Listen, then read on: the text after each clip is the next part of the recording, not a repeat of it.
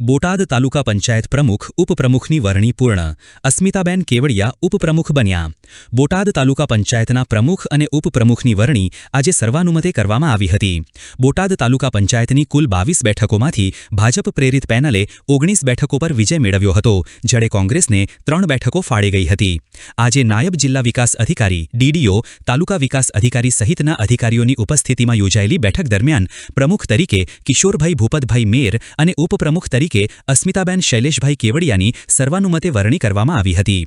પ્રમુખ અને ઉપપ્રમુખની વરણી બાદ ચૂંટાયેલા સભ્યો, ભાજપ સંગઠનના કાર્યકરો અને હોદ્દેદારોમાં આનંદનો માહોલ જોવા મળ્યો હતો. તમામ નવનિયુક્ત હોદ્દેદારોને પુષ્પગુચ્છ અને માળા પહેરાવી શુભેચ્છાઓ પાઠવવામાં આવી હતી. બોટાદ તાલુકા પંચાયતમાં ભાજપ પ્રેરિત પેનલને મળેલા બહુમતી સમર્થન બાદ સ્થાનિક રાજકારણમાં ભાજપની મજબૂત સ્થિતિ વધુ સ્પષ્ટ બની છે. નવી ટીમ દ્વારા તાલુકાના વિકાસ કાર્યોને વધુ ગતિ આપવામાં આવશે તેવી આશા વ્યક્ત કરવામાં આવી રહી છે. કિશોરભાઈ ભૂપતભાઈ મેર. હા, આજ રોજ બોટાદ તાલુકાના પ્રમુખ પદની જવાબદારી સોંપી. એ ભાજપ તરફથી બધા મિત્રોનો અને સદસ્યોનો બધાનો ખૂબ ખૂબ હું આભાર માનું છું.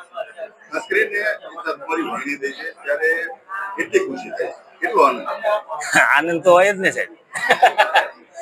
ખાસ કરીને હવે જે કામગીરી હોય જે કામ આપણે અધૂરા છે એને પૂરા કરશું અને નવા જે આવશે એને બધાને સભ્યોને સાથે રાખીને બધાને કામ કરશું.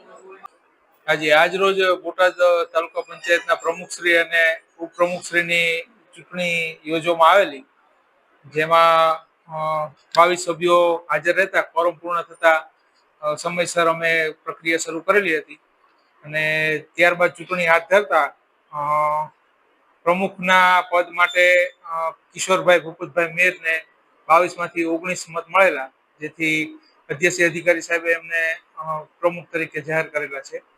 અને ત્યારબાદ ઉપપ્રમુખની ચૂંટણી હાથ ધરતા અસ્મિતાબેન શૈલેષભાઈ કેવડિયા એ પણ 19 મત પ્રાપ્ત કરેલા હોય એમને ઉપપ્રમુખ તરીકે અધ્યક્ષીય અધિકારી સાહેબ શ્રીએ જાહેર કરેલા છે.